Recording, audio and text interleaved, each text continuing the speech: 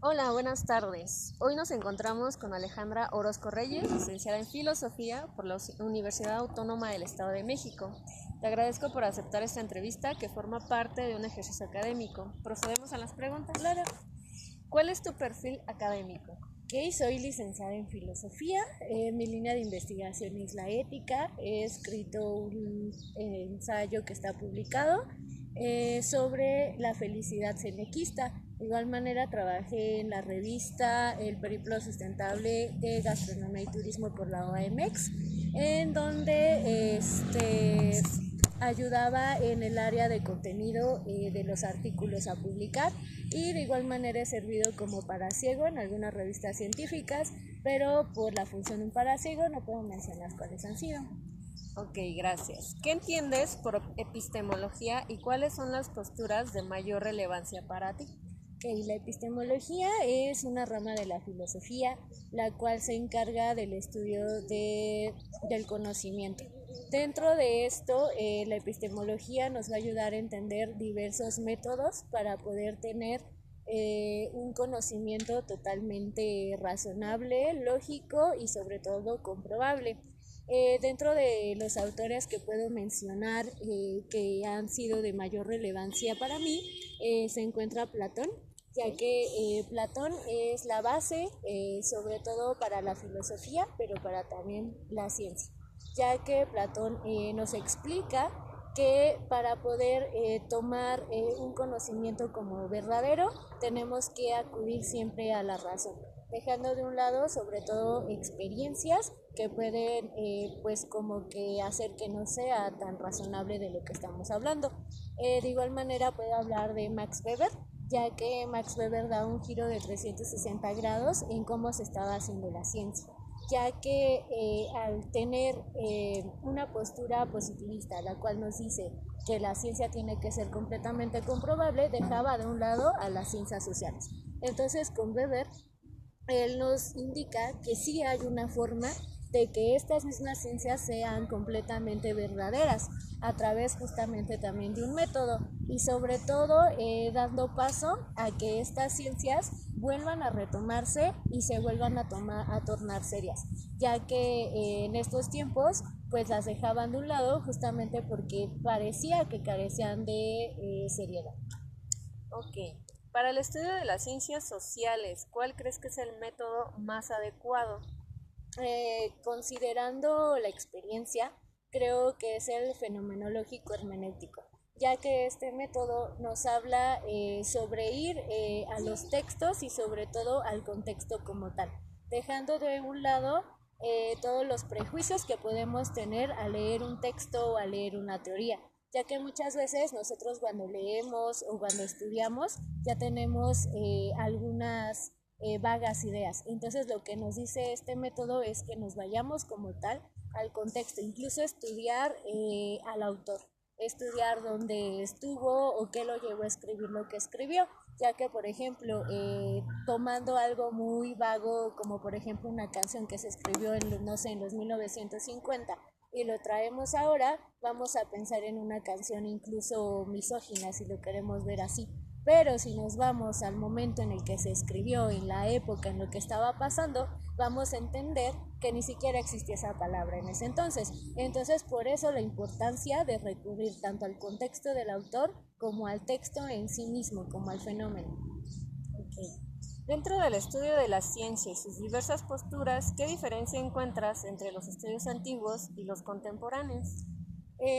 Más que diferencias, hay un paso muy enorme, ya que, por ejemplo, si nos remontamos a la antigüedad, vamos a hablar incluso de mitos griegos que trataban de explicar la vida.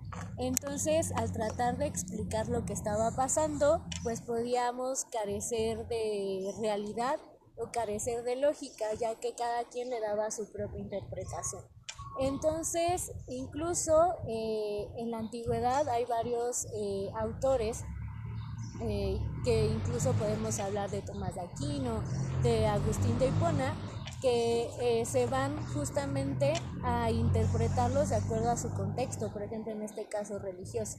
Pero ahora en la modernidad nos damos cuenta que es importante dejar de un lado, por ejemplo, lo religioso, lo político, y así podemos entender realmente los textos de distinta forma. Por ejemplo, lo más estudiado es la Biblia, ¿no? Entonces, dentro de la Biblia, si dejamos de un lado todos estos prejuicios, vamos a tener realmente una interpretación seria o lógica. ¿Cuál consideras que es la postura más adecuada para tu licenciatura y por qué? Creo que es justamente la hermeneuta, porque dentro de este método vamos a entender los textos por sí solos, ya que lo que a veces pasa en las escuelas es que nos dan interpretaciones de otros autores. Entonces, al tener una interpretación, ya tenemos por lo tanto un prejuicio.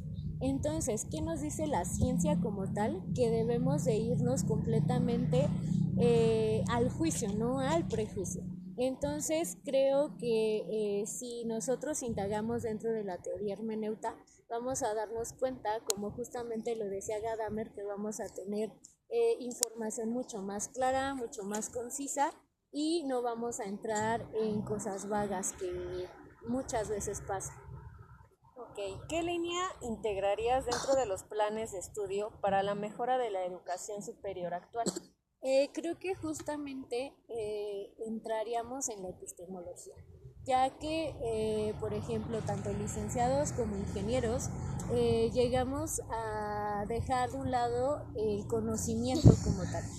A veces incluso podemos hablar de una epistemología aburrida, es decir, cuando nos hablan de un método científico, cuando nos hablan de formas de hacer ciencia, lo dejamos de un lado creyendo que no es importante, pero es necesario ir al conocimiento mismo, es necesario entender ciertas posturas, es necesario regresar, releer a Platón, releer a Aristóteles, para que podamos tener a la hora de hacer ciencia, hacer una ciencia precisa.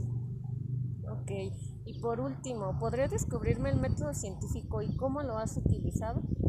El método científico. Bueno, el método científico es una herramienta para tener una investigación dentro de la lógica y sobre todo que sea comprobable. El método científico tiene varios pasos como la observación, hipótesis, comprobación hasta llegar a los resultados. Entonces, dentro de estos pasos, lo que se quiere justamente es tener una investigación concisa, tener una investigación que no caiga en lo vano, sino que sea comprobable y que se pueda utilizar más adelante. ¿Cómo la he utilizado? Justamente cuando he hecho investigaciones o cuando he leído investigaciones de otros, tengo que acudir al método científico para poder ir paso a paso y saber que realmente se está haciendo ciencia. Ok, Alejandra, pues muchas gracias. Muchas gracias a ti.